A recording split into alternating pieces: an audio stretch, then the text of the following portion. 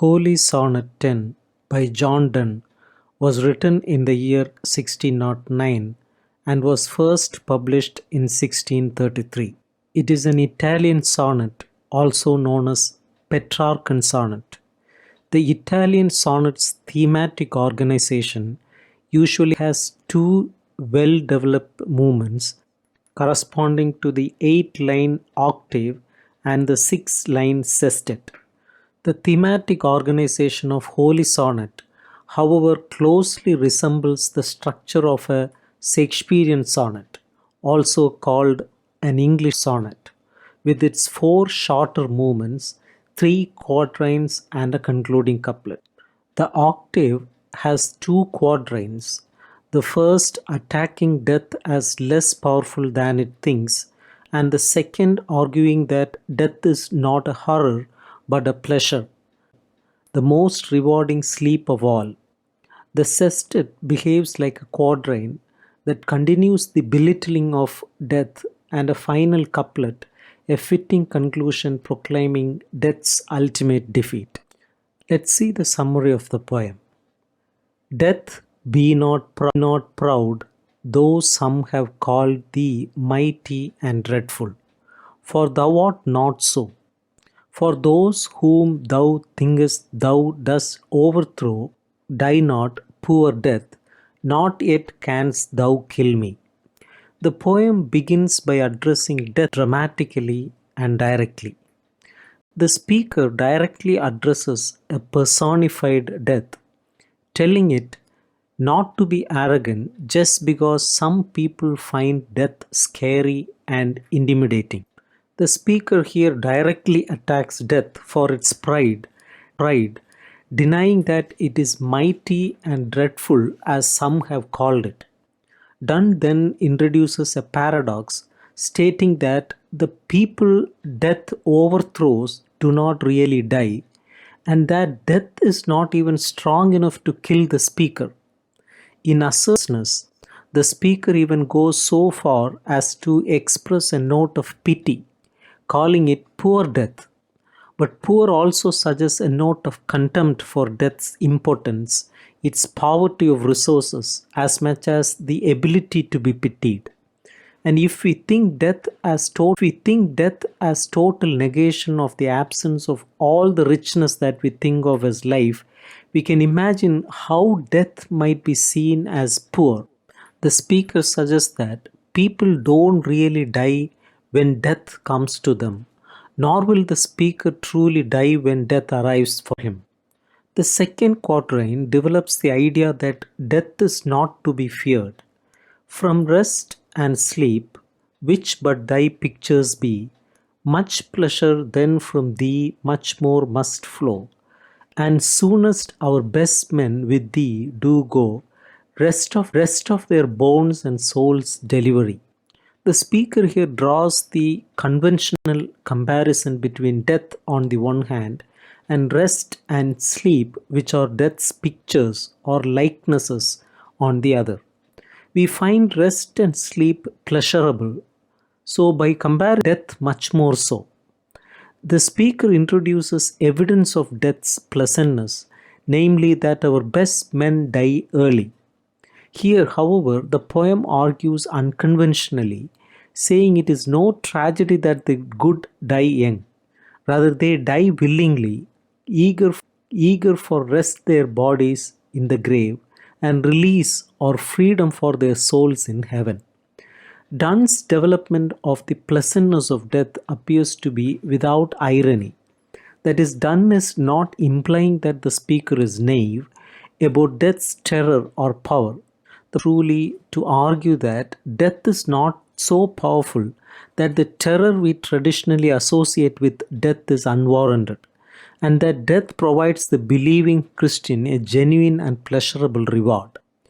Thou art slave to fate, chance, kings, and desperate men, and thus with poison, war, and sickness dwell.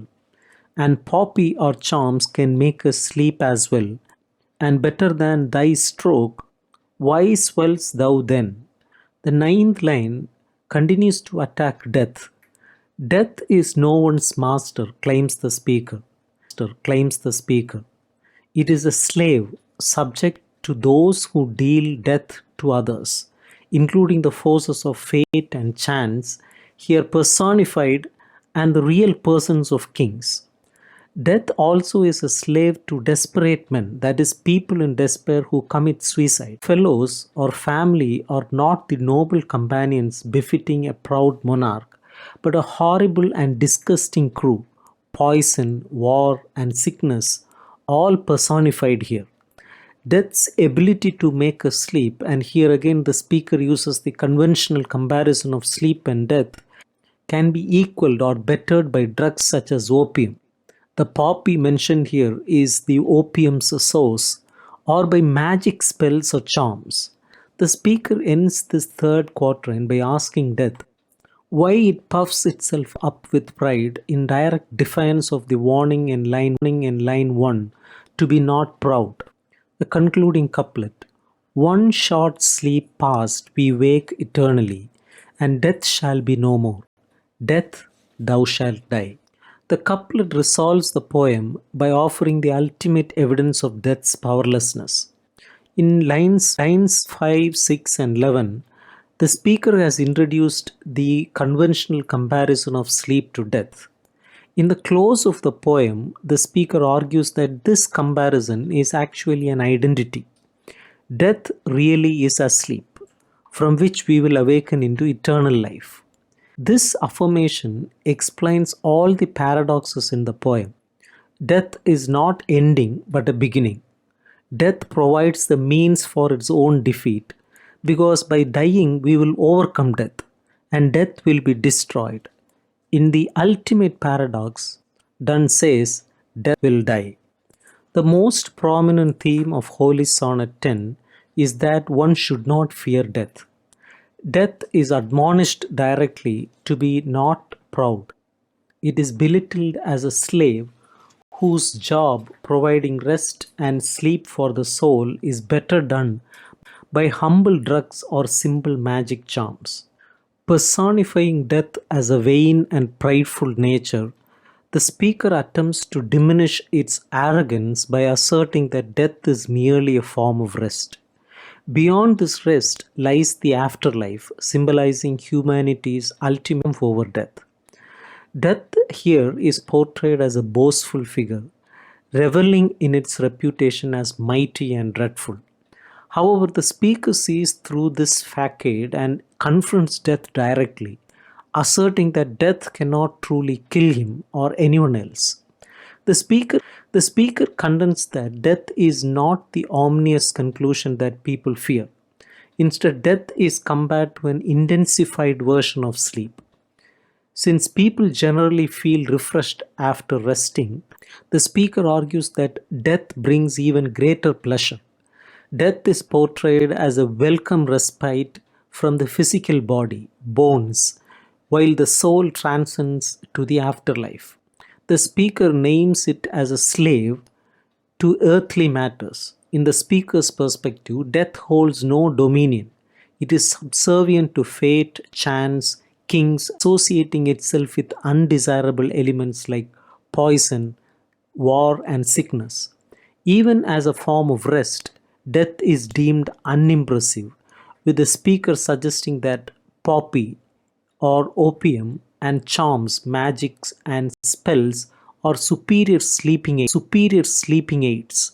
Therefore, death has no grounds for pride, merely serving as a tranquil transition between earthly existence and heavenly abode. Death is nothing to be feared. The speaker concludes by saying that the only thing that truly dies is death itself.